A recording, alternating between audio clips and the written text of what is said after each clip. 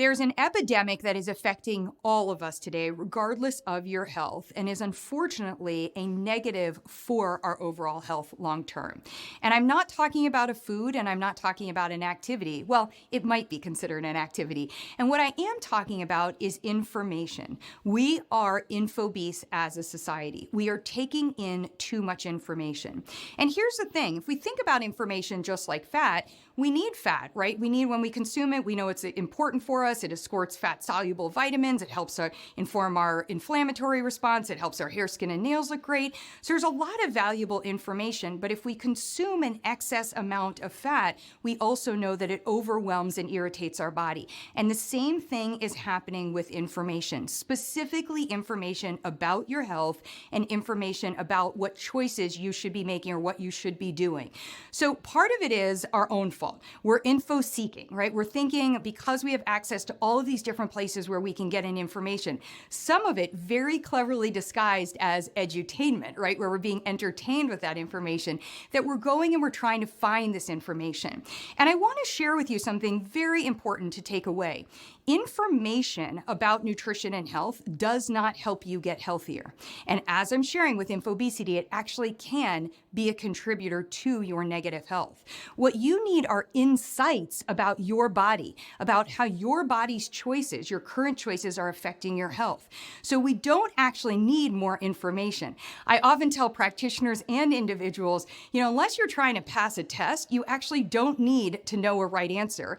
And there is no right answer for every single individual when it comes to any point of information about nutrition and health. There's really only the insight about what's a better choice for their body today. So it's really important as we start to think about infobesity that we evaluate all the sources of information that are out there.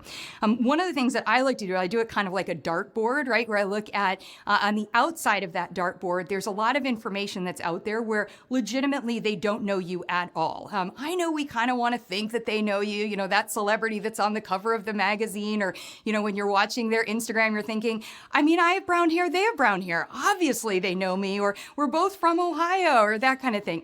It's not the case. And what we have to recognize is that when they know nothing about our body and we know nothing about their actual health, that source of information is not going to be better for us. A little bit closer in is the information that is marketed to us, and it may be marketed to us in a way that we actually think about ourselves or even could be true for ourselves. So I could be a runner, or I could be a stressed out employee, or I could be somebody who is a vegan or a vegetarian. And so I'm going to be marketed, and I'm going to have information shared with me that way. That information is going to be, when it's marketing, they're designed to sell you something. And that's the end game. They're not cultivating a relationship, and they're not focused on what your outcomes are. They're designed to sell more of a product or a program. That's not going to be better information. As we come in a little bit closer, we have information that's not marketing information, maybe edutainment or maybe education information, and that is about things that relate to us and maybe even align with something we know to be our experience. Maybe I do have elevated cholesterol, or maybe I am experiencing a situation where I have I have excess fat mass, or I'm struggling to build lean body mass. And so there might be recommendations in there that could be helpful for you for your consideration, but they're not bullseye information.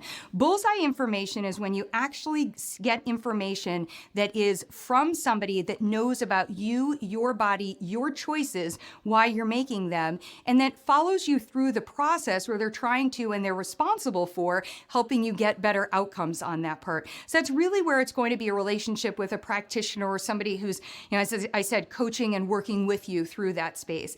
And in that instance, the information that you need is really a starting point from which you then do experiments, and we gauge how your body is responding, and we pick up off of those insights, again, that your body is sharing.